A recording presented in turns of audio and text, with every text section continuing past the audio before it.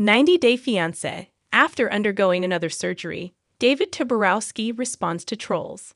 David Toborowsky, star of 90-Day Fiancé, shocked a lot of fans by having several cosmetic procedures. Despite all the criticism about his age difference with Annie Suwan, he has been attempting to look younger. According to others, David doesn't need to alter who he is. Others, however, back David because of his self-love. However, David has responded to his detractors who ridicule his practices on social media. David just announced on social media that he will be spending the next 2.5 weeks in Thailand with Annie and their kid. The actor of 90-Day Fiancé disclosed that he will spend a few days in the United States prior to traveling to Tokyo. Although he didn't specify it, his vacation had something to do with his job. Additionally, David revealed that he saw his American cosmetic surgeon for a few touch-ups. After undergoing another operation, he experienced conflicting reactions. David, however, doesn't back down from his detractors. David Toborowsky's cosmetic procedures have drawn criticism from a large number of 90-Day Fiancé enthusiasts. It was discovered that he had received lip filler, radiofrequency microneedling, exosomes, platelet-rich fibrin matrix, and cat scratch plex. Even though David looked younger, some people made fun of him for it. After he got an eyebrow tattoo, others even made fun of him. However, David recently responded to his detractors by posting a photograph of someone wearing goofy makeup along with the statement, "This is the picture of all the negative people who have been trolling." David has been cautioned by many supporters not to perform too many surgeries. He might become like Darcy and Stacey Silva, who are both notorious for their fixation with cosmetic surgery and changing themselves completely, some even feared. In addition, David Toborowsky posted a picture of himself, showing the results of his most recent touch-up. The 90-Day Fiancé star claimed that he was still experiencing jet lag and that his eyes became irritated. He says he's doing well, though, and that he has some work in Arizona in the coming weeks. "It worked out great because my route took me through Leh," he added. "But don't worry, I will still be uploading pictures of my lovely child and my incredible wife. I love you all. Thank you, Dr. Tess, for allowing me to use my transit visa." However, David Toborowsky and Annie Suwan made the decision to step back from the limelight years after their brief romance and TV celebrity. They relocated to a small, picturesque village in northern Thailand, where the world seemed to move a little more slowly. The hills were verdant, and the air was serene. Annie had dreamed of a lovely guest house with a view of a lotus pond where visitors from all over the world could unwind and experience Thai culture. Ever the romantic, David set to work right away. They located an old wooden house and started renovations with a little assistance from Annie's relatives, charm, and negotiating. The Golden Guest House is the name they gave it.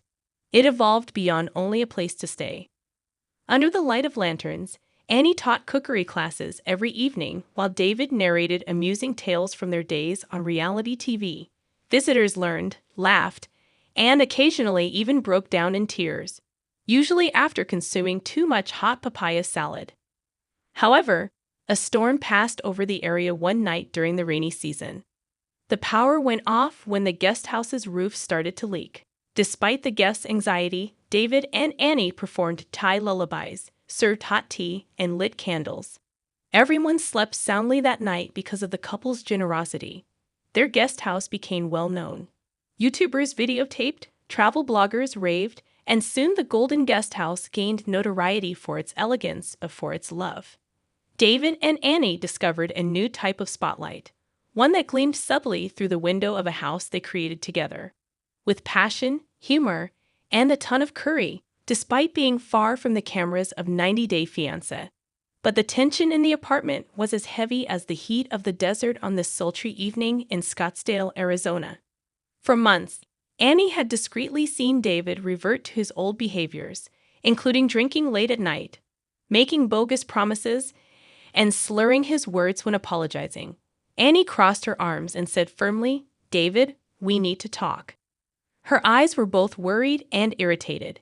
David's eyes were glassy when he looked up, half a bottle into his third beer. Annie, can't this wait until tomorrow? It can't, she yelled. You assured me that you would cease. You expressed a desire to change. Beer splashed onto the table when David slammed his bottle down.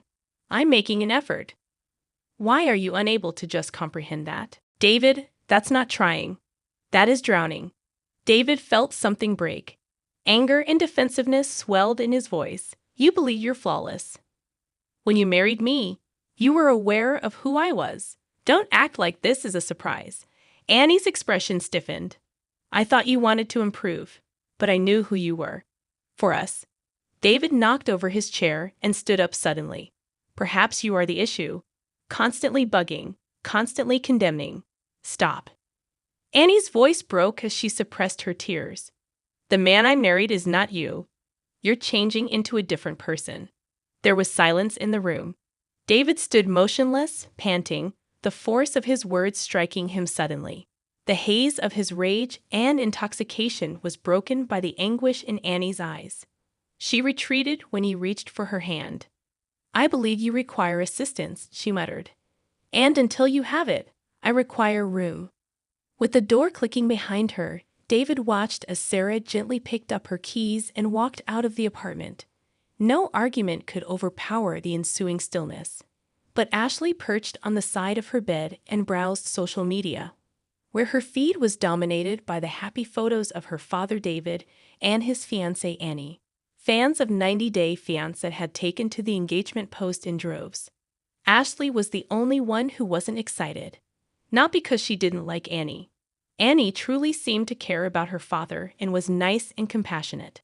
Ashley, though, felt uneasy for some reason.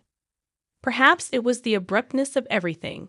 Perhaps it was the worry that someone else might take her place in her father's life.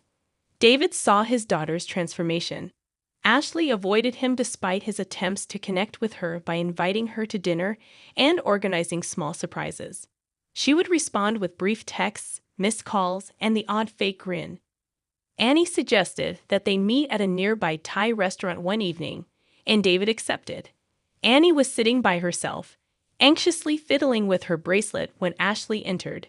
Annie replied softly, I asked your dad to let me talk to you. This is difficult, I know. I'm not attempting to separate you from him. Ashley said nothing. Annie went on to say, I lost my father when I was young. I am aware of the value of that link. If you allow it, I simply want to be a part of your life as well. Something honest was there in Annie's eyes. Ashley came to the realization that she could either let go of her grudges or embrace something new. After letting out a breath, she smiled slightly and honestly. All right, she said. We'll see how this develops. But since Annie Suwan married David Toborowsky, she was accustomed to surprises. However, she was not prepared for what was going to happen when they visited David's hometown in Kentucky. It's just dinner, darling. David replied with a smile as they arrived at his cousin's house. Annie looked suspiciously around the house and remarked, That's what you said before your uncle pulled out a karaoke machine and sang Baby Got Back at your mom's birthday. Chaos met them like an old friend as soon as they entered. Cheryl, David's cousin, was already drinking 2 glasses of mystery punch and noisily conversing with a garden gnome in the corner. For no apparent reason, his Uncle Rick handed Annie a squirrel stew that he had cooked himself, while sporting a leopard print robe. Annie tried to maintain a courteous grin as she answered, Thank you, I'm fine. David's adolescent niece, dressed as a vampire, suddenly rushed into the living room and declared, I now go by Nightshade and only eat foods shaped like bats. Annie's eyes got bigger. Is this normal, David? He merely laughed. This is actually quite peaceful. The situation changed when Cheryl insisted that everyone play a family game called Chicken or Dare, which featured some really dubious dares and real raw chicken wings. All right, that's it. Annie got to her feet. David, I adore your family, but they are unquestionably completely insane. David gave a shrug. But you married me anyway. Annie laughed after letting out a sigh. For a week, you owe me Thai food. As Uncle Rick began to sing again, this time by Britney Spears. David smiled and drew her into an embrace. But David lurched in, smelling of whiskey and broken promises, as the front door creaked open. His speech was slurred, his shirt was half untucked, and his once-loved smile had become hollow. "Annie, sweetheart." Leaning against the doorframe as if gravity had suddenly increased, he muttered. "I just had a couple drinks with the guys." "A couple?" she retorted. "You declared your intention to go for one. Only one. You say just one all the time." Annie's eyes were not laughing, despite David's attempts to dismiss it with humor. They were worn out, not only from sleep deprivation, but from years of this pattern. "David, I work all day. I support your dreams, I cook, and I clean. However, I am the one who bleeds each time you fall." Rubbing his face, he slumped into a chair. "Yes, I am aware. I've been foolish, once more. But you are loved by me. Doesn't that make a difference?" Her eyes filled with tears, but she remained resolute. "Love is insufficient if it continues to cause me pain." Silence fell. Heavy. Actual. For once, David looked up, sober in spirit rather than body. "What if I give it a shot this time? I attend meetings. I receive assistance. For us, not just for me." Annie paused. Instead of being shattered, her heart was cracked. She still had feelings for him. However, love also required boundaries. "David, you have one last chance. Not merely words. Activities. I must believe in myself before I can believe in you." More somber than she had ever seen him, he nodded. "I'll earn it after that. I promise." Annie felt something flicker inside of her for the first time in a long time. Not hope, but the possibility that hope may blossom once more. Greetings, dear viewers, greetings from my channel. I'm Amelia. I hope you're having a great day. Remember to subscribe to the channel if you enjoyed the video.